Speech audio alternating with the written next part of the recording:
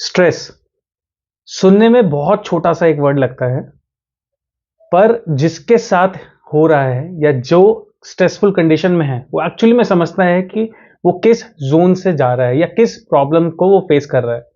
आज इस वीडियो में हम बात करेंगे स्ट्रेस के बारे में।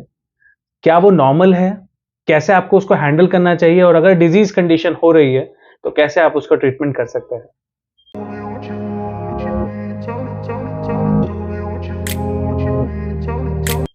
Hello everyone, welcome to Tulsi Ayurveda. I am doctor Ankit Agarwal. Stress आजकल हर किसी को है और बहुत नॉर्मल भी है। हर किसी को या तो जॉब का स्ट्रेस है, किसी को शादी का स्ट्रेस है, किसी को गर्लफ्रेंड का स्ट्रेस है, किसी को काम का स्ट्रेस है। कुछ ना कुछ स्ट्रेस है, बट लाइफ में स्ट्रेस जरूर है। स्ट्रेस कोई ऐसी चीज नहीं है कि आपको वो फिजिकली दिखती है या कोई चेंजेस दिखते हैं। ये एक बहुत लॉन्ग फॉर्म बिल्डअप फॉर्मेट है जो आपके मेंटल हेल्थ को डिस्टर्ब करती है। ये एक ऐसी सोच है, एक ऐसा जोन है जहां पे आप एक ही चीज को लूप में बार बार सोचते हैं। अगर आपको किसी भी चीज का स्ट्रेस है, आपको जॉब का स्ट्रेस है या आपको फैमिली का स्ट्रेस है, तो आप उसी के बारे में पॉजिटिव नेगेटिव की फाइट अपने दिमाग में कंटिन्यूअसली रखते हैं। अगर आप ये वीडियो आज देख रहे हैं तो इसका मतलब कहीं ना कहीं डीप इनसाइड आपको वो स्ट्रेसफुल कंडीशन है और आप जानना चाहते हैं कि उसको आप कैसे इजीली रिमूव कर सकते हैं।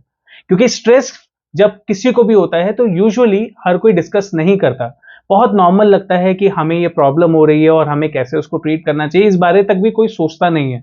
बट अगर स्ट्रेसफुल कंडीशन बहुत लंबे टाइम तक बनती है तो वो आपकी मेंटल हेल्थ को बहुत ज्यादा डिस्टर्ब करती है। और आयुर्वेद हमेशा ये मानता है कि अगर आपकी मेंटल हेल्थ डिस्टर्ब होती है तो वो सिर्फ मेंटल हेल्थ तक नहीं रहती, उसके साथ जुड़ती है आपकी फिजिकल हेल्थ। चेंजेस आपकी बॉडी में दिखने शुरू होते हैं, आपके सिम्टम्स जो हैं आपकी बॉडी में दिखने शुरू होते हैं, और उसी के साथ शुरू होती है बीमारियों की सीरीज। उसके बाद hypertension, diabetes, hormonal disorders, PCOD, weight gain, ये सारी प्रॉब्लम्स आती हैं जो एक दूसरे से कनेक्टेड हैं। और अगर कि कोई कपल है जो कंसीव करना चाहता है तो इनफर्टिलिटी की कंडीशन बहुत ज्यादा जुड़ती है। तो स्ट्रेस सुनने में बहुत छोटा है, बट उसके आफ्टर इफेक्ट्स इतने बड़े होते हैं कि कोई भी डिजीज इतनी बड़ी नहीं हो सकती। तो कभी भी अगर आपको ये प्रॉब्लम लग रही है तो इसका मतलब आपको उसका अर्ली स्टेज पे सॉल्यूशन करना चाहिए और उसके बारे में बात जरूर करनी चाहिए। अब मैं आपको कुछ ऐसी चीजें बताऊंगा जिससे आप ये पता कर सकते हैं कि क्या आप स्ट्रेसफुल कंडीशन में हैं। बहुत बार आप कुछ काम करते हुए खो जाते हैं और आपको पता नहीं चलता कि आप क्या सोच रहे हैं, और उस टाइम जोन को एक लैग रहता है कि आपको रियलाइज नहीं होता कि आप शायद कुछ कर रहे हैं और वापस आपको जोन में आना पड़ता है। सेकेंड प्रॉब्लम होती है कि अब आप चीजें भूलना शुरू करते हैं। आपने कहीं कोई चीज रखी या अभी कुछ बोल रहे हैं, बोलते बोलते आप भूलना शुरू करते हैं। तो इसका मतलब ब्रेन ऑलरेडी इतना एक्टिव है, इतना ज्यादा काम कर रहा है कि आप जो भी चीज अभी ग्रास्प कर रहे हैं, चाहे आप पढ़ाई कर रहे हैं या आप कुछ काम कर रहे हैं, वो रिटेन नहीं कर पाते। तीसरी चीज आती है, आपका स्लीप पैटर्न बहुत चेंज होने लगता है। आप सोते जरूर है, बट वो बहुत रैपिड आई मूवमेंट रहती है। आपको एकदम छोटे छोटे इंस्टेंसेस से या तो आंख खुल जाती है या आप इतनी डीप स्लीप में होते हो और इतने ड्रास्टिक आपको ड्रीम्स आती हैं, डरावने सपने आते हैं जिसके अंदर आप सपनों में भाग रहे हैं, कोई आपके पीछे है। ये चीजें आपको नजर आती है जो शो करती है कि आप स्ट्रेसफुल कंडीशन में हैं। आपको बहुत ज्यादा हॉट फ्लशेस होने लगते हैं, बहुत ज्यादा गर्मी लगने लगते हैं, पसीने बहुत ज्यादा आते हैं और एकदम से पाल्पिटेशंस होने लगती हैं। कोई भी एकदम से काम हो, कोई भी इंस्टेंस हुआ, कोई भी चीज आपने एकदम देखा कुछ हो रहा है, अगर आपको ऐसा लगता है तो एकदम से आपके दिल की धड़कन बढ़ने लगती है। ये भी एक साइन है कि आप स्ट्रेसफुल कंडीशन में हैं। ये स्ट्रेस आपके फिजिकल स्ट्रेस भी दिखता है। आपको हमेशा सो के उठ के कभी भी फ्रेश नहीं फील होता। आपको ऐसा लगता है कि बॉडी बहुत लिथार्जिक है, आप बस अपना रूटीन वर्क कर रहे हैं, बट आपकी बॉडी हमेशा थकी हुई है। अगर आपको ये 5 सिम्टम या इनमें से जो भी सिम्टम आपको मिल रहे हैं तो इसका मतलब आपको स्ट्रेसफुल स्टेज से आप गुजर रहे हैं।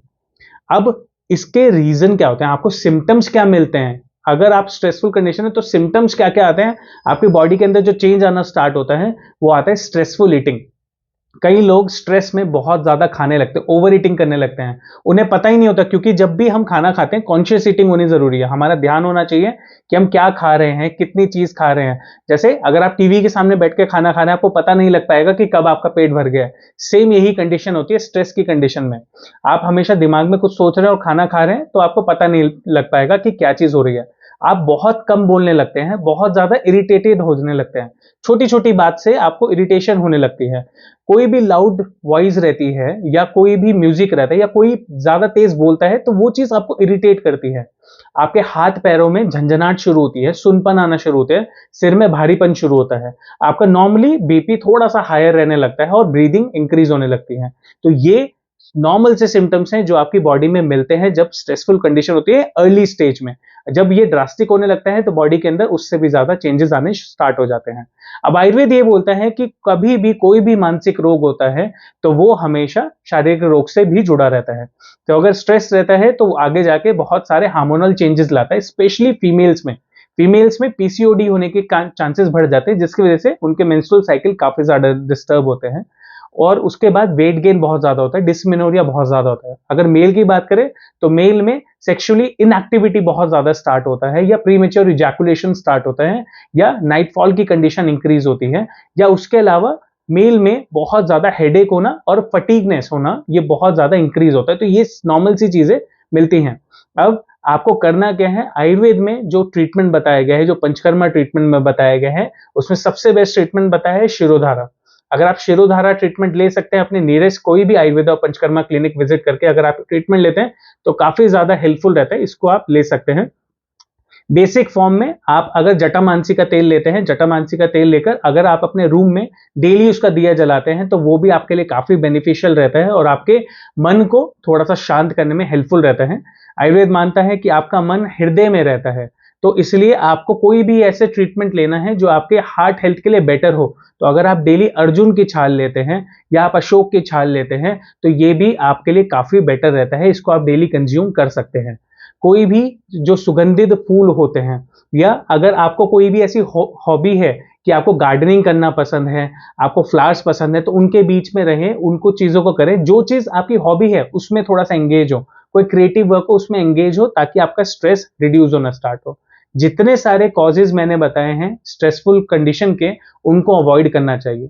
टाइमली सोना स्टार्ट करें, अपनी बॉडी को डेली टाइम दे, एटलीस्ट 30 टू 40 मिनट्स की डेली एक्सरसाइज करें, गाइडेड मेडिटेशन करें, अनुलोम विलोम प्राणायाम डेली करें, क्योंकि अगर आप अपनी ब्रीदिंग को बेटर रखेंगे तो आपकी बॉडी में ऑक्सीजन कैरिंग कैपेसिटी बढ़ेगी, उसकी वजह से हार्ट बेटर पंप करेगा, उसकी वजह से आपका वात कंट्रोल रहेगा और आपको स्ट्रेस रिड्यूस रहेगा या स्ट्रेस होगा भी तो आप उसको अच्छे से हैंडल कर पाएंगे। तो अगर आप ये बेसिक सी चीजें करते हैं तो आप अपनी बॉडी को काफी हद तक बेटर कर सकते हैं। बट ये ध्यान रखें, मेंटल हेल्थ छोटी प्रॉब्लम नहीं है। अगर आपको कुछ भी प्रॉब्लम ऐसी लगती है तो आप जिसके साथ भी कंफर्टेबल हैं आपको उनसे डिस्कस करना चाहिए, बात करनी चाहिए, क्योंकि हर प्रॉब्लम का सॉल्यूशन है। कभी भी खुद के अंदर रख के अगर आप उसको एग्रेशन को या उस प्रॉब्लम को रखते हैं तो बाद में जाके प्रॉब्लम ज्यादा इंक्रीज होती है। तो अगर आपको ये सब प्रॉब्लम है और अगर क्रॉनिक कंडीशन में जा रही है, अगर आप चाहते हैं ट्रीटमेंट लेना, तो आप डायरेक्टली हमें कॉल करके अपना अपॉइंटमेंट बुक कर सकते हैं या हमारी वेबसाइट पे जाके अपॉइंटमेंट बुक कर सकते हैं और आयुर्वेद के थ्रू अपने आप को और अपने परिवार को स्वस्थ बना सकते हैं। Thank you.